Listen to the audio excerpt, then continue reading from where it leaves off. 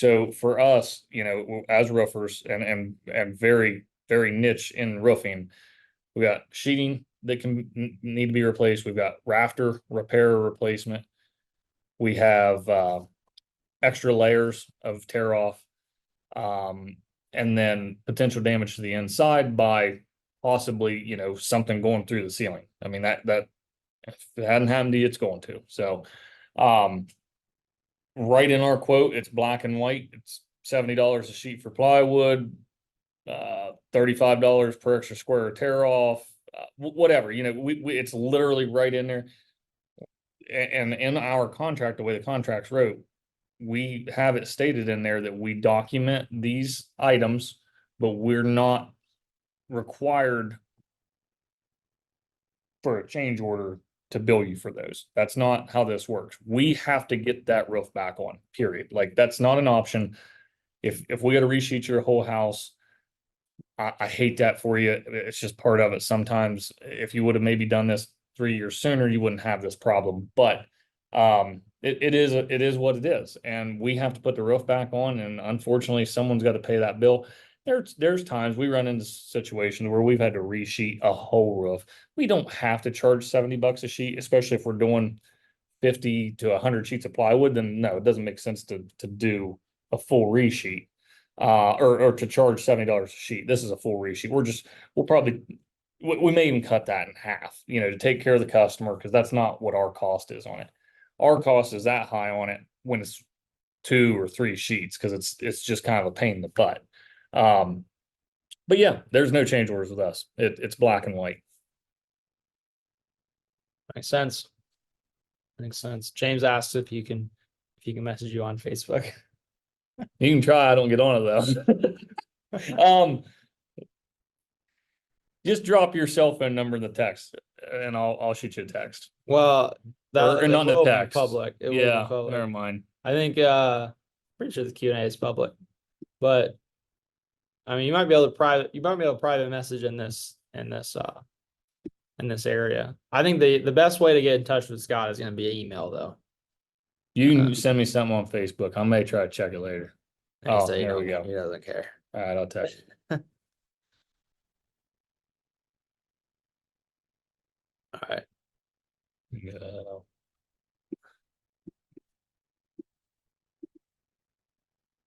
All right, I'm gonna look for our next question.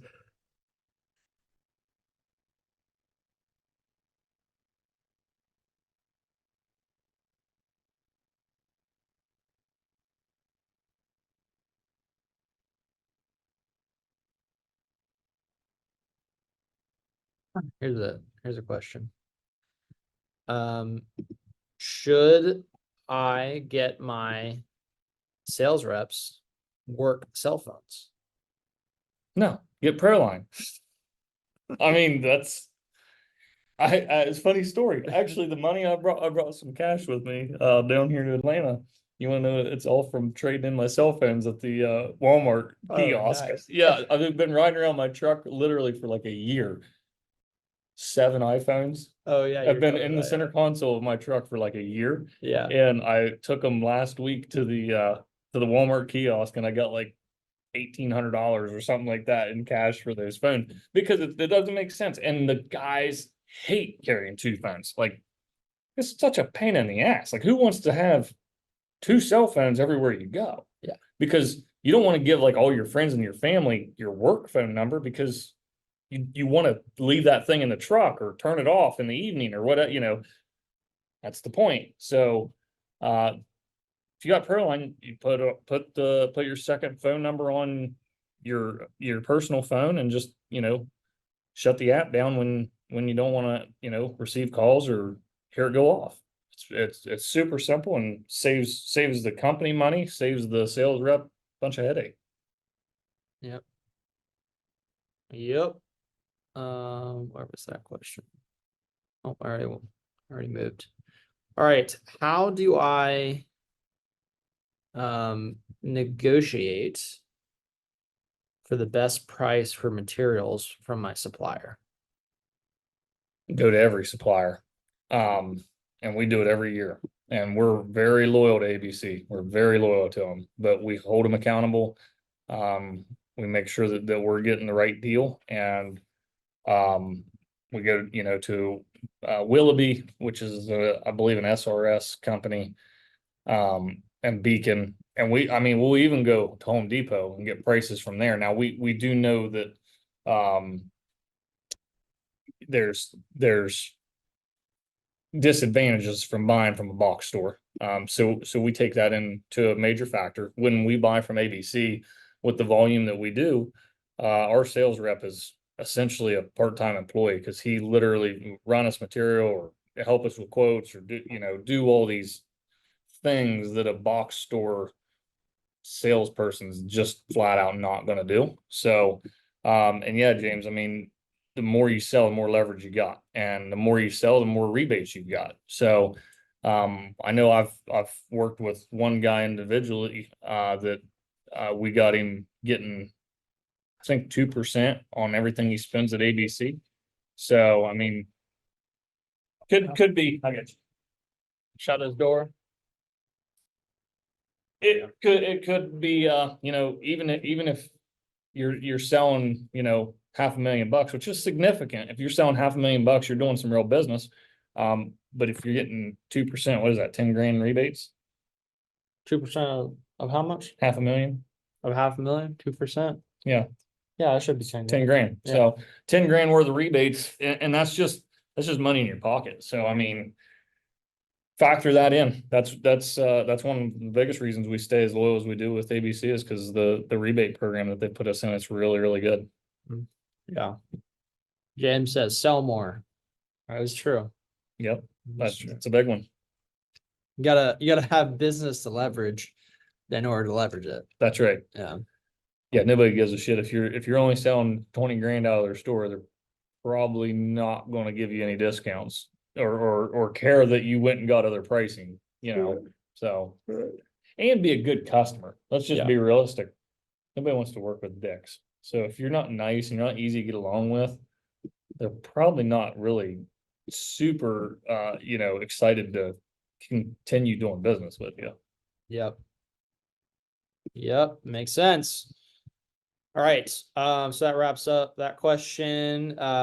For the new people joining us, if you have any questions, put it in the Q&A area. There's a button for Q&A at the bottom of Zoom, so you can hit that.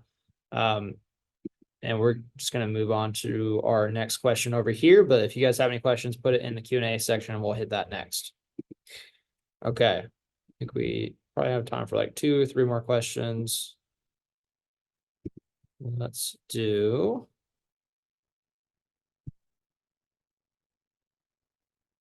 What are the most common sales objections that you see in Ohio? Price is the biggest one. Flat out, that's literally. And there's a way to fight that objection a little bit. I think you have to be very good at explaining to these customers that it's not coming down. And if that's carrying around a sheet showing the last 10 years of data on shingle prices, it's not hard to understand that it's not coming back. Like, it's never went down. So why would it go down now? It's, I know a lot of people think that, well, if I hold out, then maybe prices will get better or blah, blah, blah. And yeah, I think interest rates could get better, which is a factor, but I can tell you, shingle prices aren't coming down. So,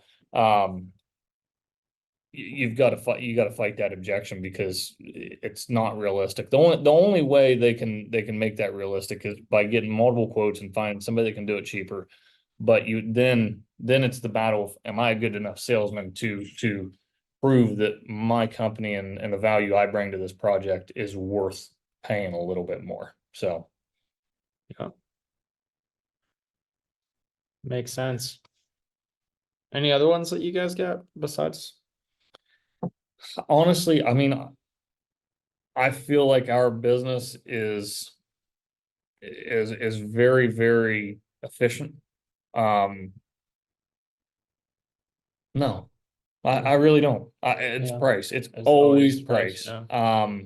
Not to say we don't get the one-off customer that doesn't like our salesman or just, you know what I mean? Like Yeah. just those situations, but the jobs we lose, I would look at all the feedback texts and things and it's always praise. So Yeah. Yeah. Sense.